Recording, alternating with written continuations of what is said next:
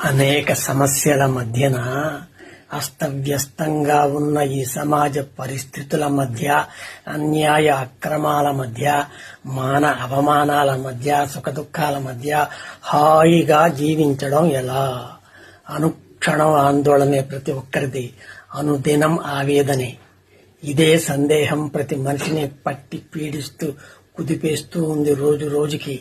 ఎందుకు ఈ మానవ ప్రపంచం ఇంత భయంకరంగా, బీభత్సంగా తయారైపోతూ ఉంది? గంట గంటకి, క్షణ క్షణానికి స్వార్థం పడగ విప్పి బుసలు కొడుతూ కాటు వేస్తూ ఉంది.